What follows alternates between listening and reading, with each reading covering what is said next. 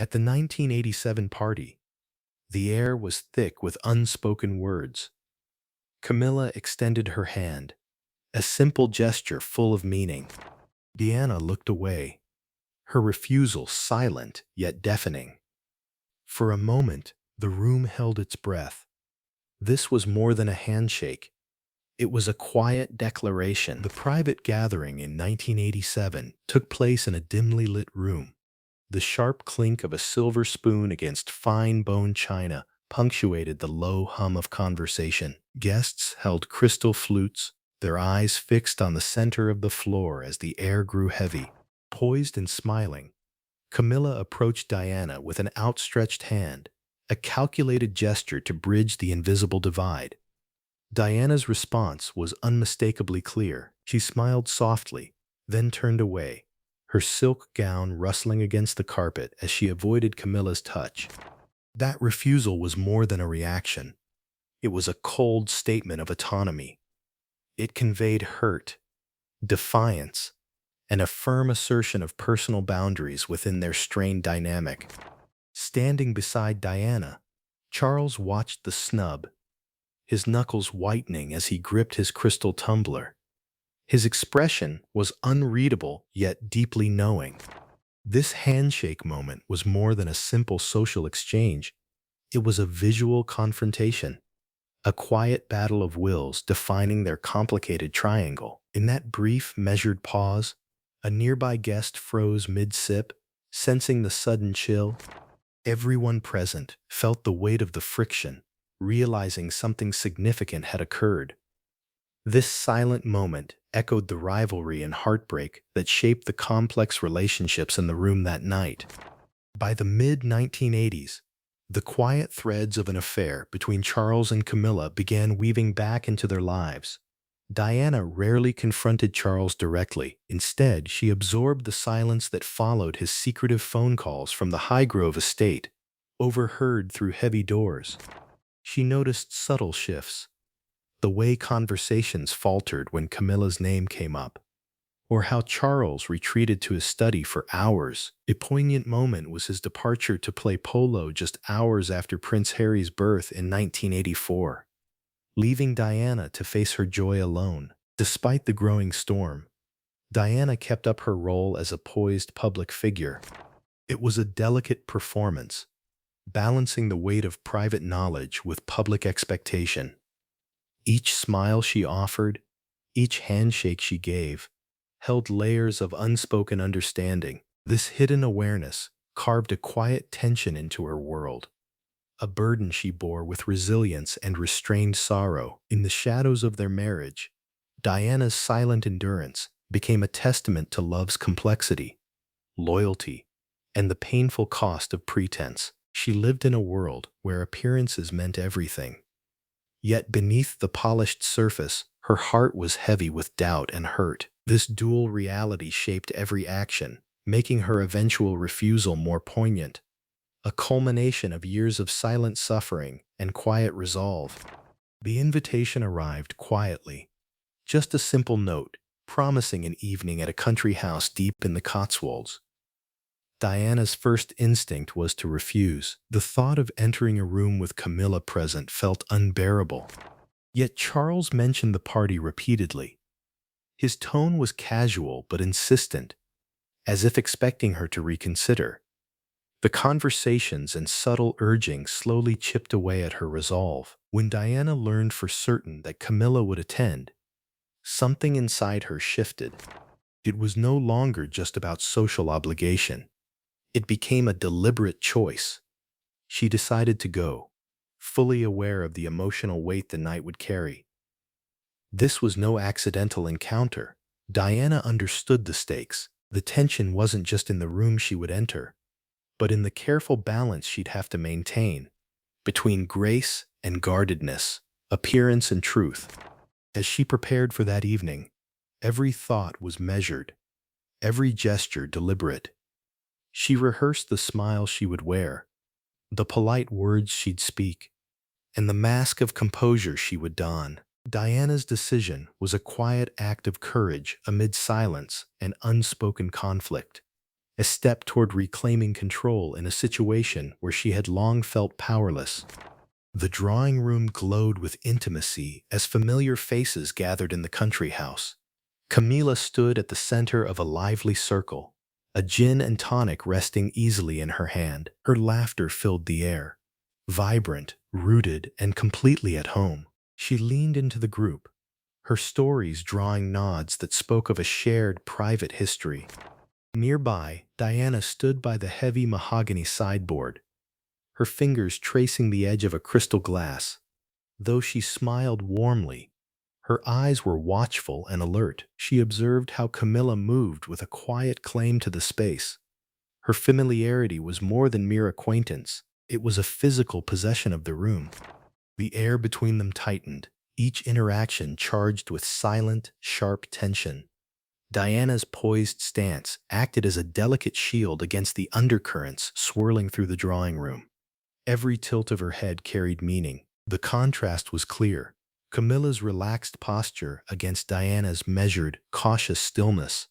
Guests sensed the shift in energy as conversations stalled whenever their glances met. The room's warmth masked an icy chill beneath. In this charged atmosphere, the stage was set for a collision, where politeness and rivalry would clash in a single small gesture. Camilla approached with practiced grace, first greeting Charles with a warm smile and a light touch on his arm. Then she turned to Diana and extended her hand, a gesture heavy with unspoken history and expectation. Diana met Camilla's gaze and offered a warm, composed smile, but deliberately withheld her hand. The room seemed to hold its breath. Charles stood close, his eyes flickering between the two women. In that charged moment, his expression showed subtle surprise, a flicker of discomfort beneath his calm exterior. He clearly understood the weight of Diana's refusal and the silent message it carried. This was no simple social slight. It was a carefully measured act, a quietly drawn line. The tension hung thick and palpable, as if the fragile veneer of civility might crack at any second. What Charles did next would reveal far more than words ever could, leaving everyone in the room, and beyond, suspended in uneasy anticipation. The delicate balance between maintaining appearances and confronting painful truths was at its breaking point. All eyes, though discreet, were drawn to the silent exchange, sensing this moment was a turning point, one that would ripple through their lives in ways no one yet fully understood. What did Diana's refusal really mean in that intense moment? Was it defiance, pain, or a quiet way of reclaiming power? How did Charles's subtle reaction reveal the complex emotions underneath? Consider how silence can sometimes speak louder than words. When the handshake was declined, a quiet ripple spread through the room. One man nearby later spoke of the tension he felt, an unspoken sign of fragile dynamics at play. Diana and Charles kept up their social dance, exchanging polite words and measured smiles. Yet a clear distance lingered between them, a subtle fracture beneath the surface. Diana was keenly aware of Charles's movements, how he positioned himself, and the brief pauses before speaking. Each action held in tension, but they both preserved the expected decorum. The guests sensed it too, a silent understanding that something had shifted, though no one named it aloud. This delicate balance of civility and concealed emotion defined the evening, showing the complexity of their relationships. In that charged silence, every glance and gesture spoke volumes. While words remained carefully restrained, the social facade stayed intact, but beneath it, the emotional gap had widened. An unspoken question hung in the air. How much longer could this fragile peace hold before fracturing irreparably? The weight of unvoiced feelings pressed heavily, making each interaction a careful negotiation where vulnerability was masked by practiced restraint. This moment was suspended in time, revealing how appearances can hide deeper, turbulent currents beneath polite society's surface. The tension lingered long after the party, filling the confined space of the car as Charles and Diana sat in silence.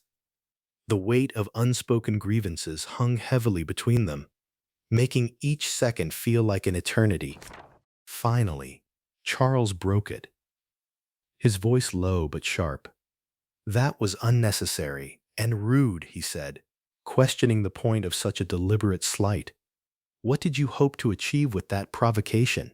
His words cut through the quiet, reflecting his frustration and disbelief at what he saw as a needless provocation. But Diana met his words with quiet firmness. "I wasn't being rude, Charles," she replied, her voice cold. "I was being selective." She was tired, exhausted from years of pretending and the endless performance expected of her. This wasn't a moment of impulsive defiance. It was a carefully chosen act, a boundary drawn after too much silence and too many compromises. Deanna refused to apologize for her actions. In that charged car ride, her words carried the weight of accumulated pain and a fierce assertion of self. It was a confrontation not just about a handshake, but about the fragile remnants of their relationship and the emotional toll it exacted. Here, in the stillness, the unspoken fractures found their voice. The conversation was terse, signaling their marriage reached a critical juncture where silence could no longer contain the truth. Later that night, Diana stood quietly by William's door, watching her son sleep peacefully. He was unaware of the storm beneath the calm. The events of the party replayed in her mind, the handshake she refused, and the weight of that small, deliberate act. She felt the cost deeply. The tension, the unspoken pain, and the careful balance she had to maintain. That simple refusal was more than a gesture. It marked a breaking point. It was her way of refusing to be complicit in the facade that surrounded her. Yet, despite everything, she knew the refusal was worth it. It was a moment when she reclaimed a fragment of her dignity, a silent protest against the charade she had long endured. The house was still, except for the soft breathing of her child and the faint footsteps of Charles moving to his own room. They separated for the night without words, the distance between them now more than just physical. In that quiet, introspective space, Diana carried the heavy truth of her choice, one that spoke volumes in its silence. The contrast between her son's innocent sleep and the turmoil in her heart highlighted the personal sacrifices she made to uphold appearances, even as her inner world unraveled. The moment at the 1987 party left no official mark, no public record, no headline to capture its significance. Yet, as the flashbulbs faded, Diana felt the weight of a sudden, chilling clarity. In the back of the car, the silence was no longer a void to be filled with polite chatter, but a fortification she had built around herself. She watched the London streetlights blur past, her pulse steadying after the adrenaline of her quiet defiance. Charles sat beside her, preoccupied with the logistics of the evening, entirely unaware that the woman next to him had just performed a private secession. For Diana, the internal landscape had shifted violently. The exhausting effort of performing the devoted consort had reached its limit. She felt a strange, terrifying lightness, the kind that comes when a long-held burden is finally dropped, regardless of where it lands. Her thoughts didn't dwell on the far-reaching consequences or the inevitable headlines of the future. They were tethered to the immediate sensation of no longer belonging to him. The physical proximity of her husband now felt like an intrusion upon this new, solitary peace. It was a visceral retreat into her own skin, an emotional hardening that turned the shared space of their marriage into a cold, uninhabitable territory. Every mile closer to the palace was a mile further from the version of herself that still tried to please. In that dark interior, she was finally, resolutely alone. 2 years after that charged moment in 1987, tension finally broke at a 1989 party hosted by Lady Annabel Goldsmith. Diana, no longer willing to endure silent betrayals, sought out Charles and Camilla. She found them in the dimly lit basement, where the air was thick with unspoken truths. With a steady, controlled voice, Diana confronted them. Her words cutting through the shadows, she demanded her husband back, not just physically, but emotionally and publicly. There was no room left for pretense. The gravity of the moment was palpable, as if the very walls held their breath. Then, without hesitation, she turned and walked away, leaving a stunned silence behind her. This confrontation was the dramatic climax of years of restrained pain. It was a deliberate escalation, from a quiet refusal of a handshake to a bold, undeniable assertion of her presence and claim. Diana's growing assertiveness marked a turning point, echoing the quiet defiance she had shown years before, now spoken loud and clear. The room seemed to shrink under the weight of her declaration. The silence that followed was heavy with the consequences of unspoken truths finally voiced. Kenworth's ongoing analysis, based on his close relationship with Diana from 1989, remains our key lens for understanding her deliberate choices. Although he wasn't at the 1987 party, his expertise helps us decode the precision and control she showed in every interaction. The handshake refusal, as Worf often points out, was not a sudden outburst or a simple snub. It was a conscious, calculated decision. Diana never acted without purpose.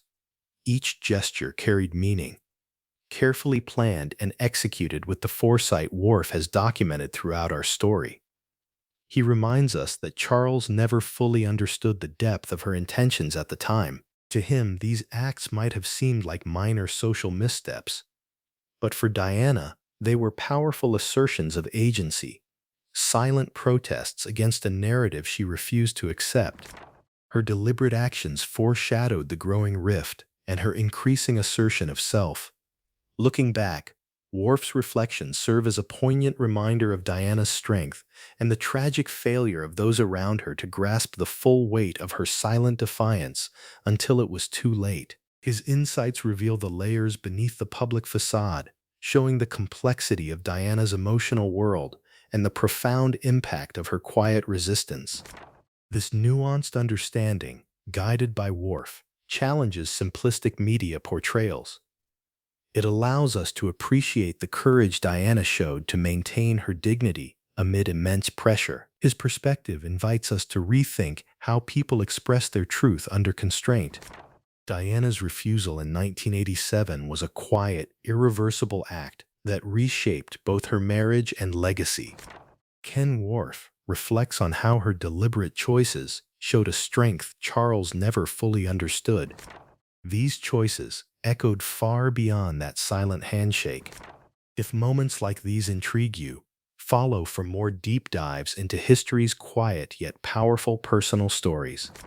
Together, we'll explore the emotions and choices that shaped lives beyond the headlines. We'll reveal the human truths beneath the surface,